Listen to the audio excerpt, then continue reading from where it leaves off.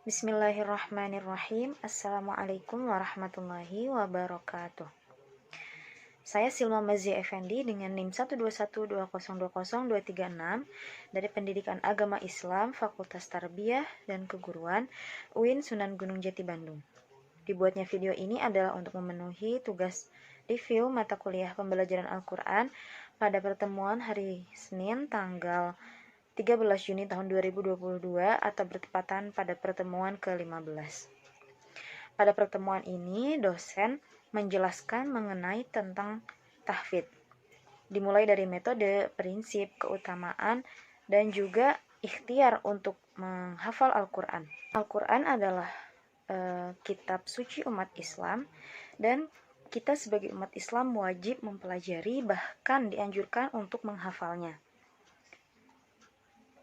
Nah, di sini saya akan sedikit mengulas metode menghafal dari berbagai dunia.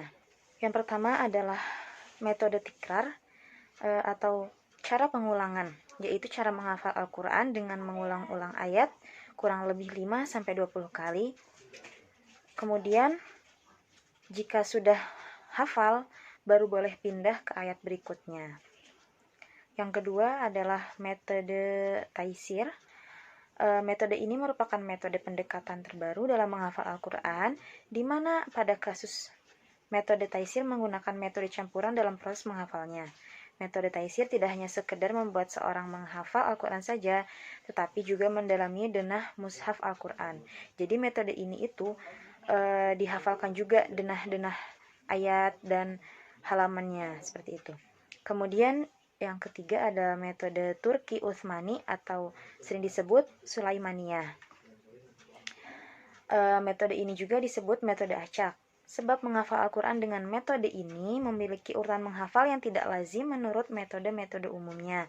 Jika metode menghafal pada umumnya dimulai pada hafalan dari halaman pertama, maka menghafal dengan sistem ini dimulai dari juz akhir atau halaman terakhir pada setiap juz. Terdapat 3 istilah dalam metode ini, yaitu putaran, halaman baru, dan halaman lama. Menghafal ala metode ini dimulai dari halaman ke-20, misalnya dari juz pertama. Setelah itu dilanjut ke halaman 20 juz kedua, kemudian halaman 20 juz ketiga, dan seterusnya sampai juz 30. Jika halaman ke-20 dari setiap juz sudah dihafalkan, maka itu disebut sebagai putaran pertama. Ketika halaman ke-20 dari setiap juz sudah selesai dihafal dan mulai menghafal ke halaman 19 dari setiap juz, maka halaman ke-19 yang akan dihafal disebut sebagai halaman baru, dan halaman ke-20 yang sudah dihafal disebut sebagai halaman lama. Begitupun seterusnya. Kemudian metode yang terakhir adalah metode suhuf atau metode ditulis lalu dihapus. Metode ini lebih sering digunakan di negara Maroko. Dengan metode ini setiap santri diwajibkan untuk menulis terlebih dahulu beberapa ayat yang akan dihafalnya di atas papan dengan menggunakan tinta khusus yang dapat dihapus.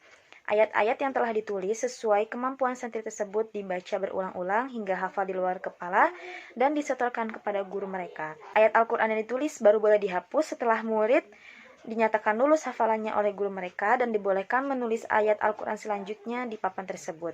Begitupun seterusnya metode itu dipakai sampai juz terakhir atau juz 30.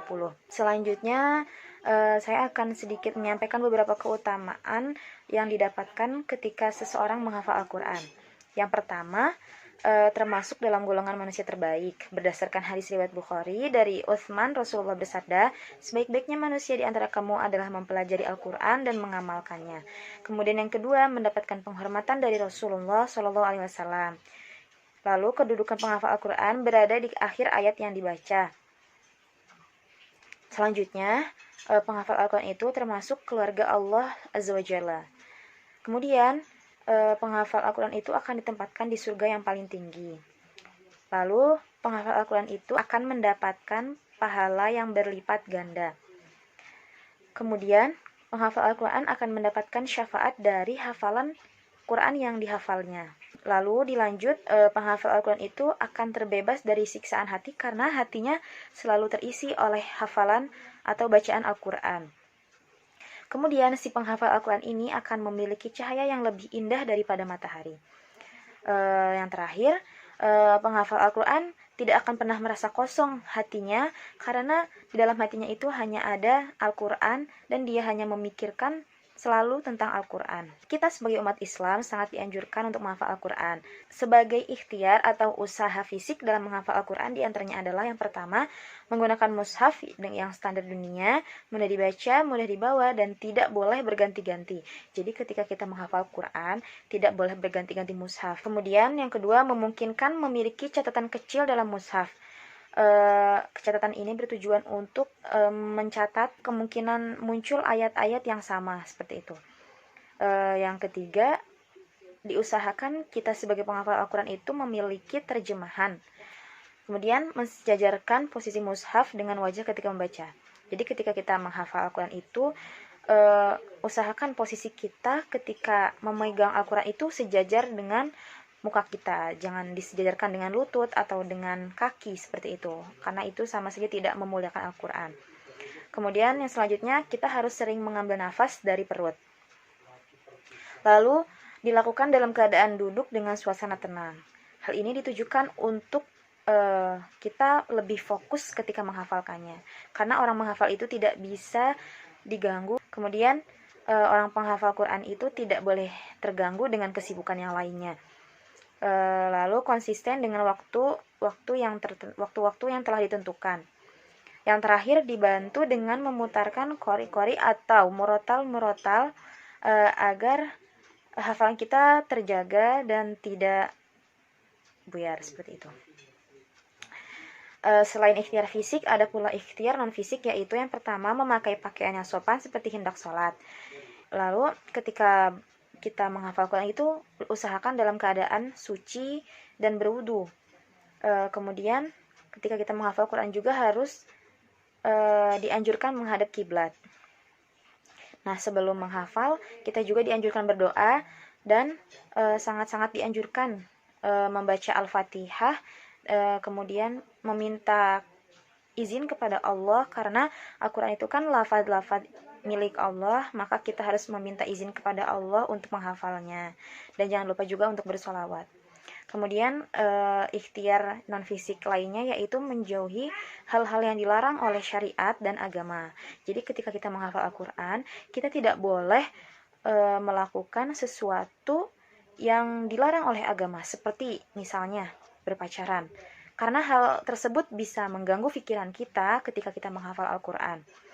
Yang terakhir, mengurangi perbuatan yang makruh. Baik, mungkin kiranya cukup sekian review yang bisa saya sampaikan. Kurang lebihnya mohon dimaafkan. Terima kasih atas perhatiannya. Wassalamualaikum warahmatullahi wabarakatuh.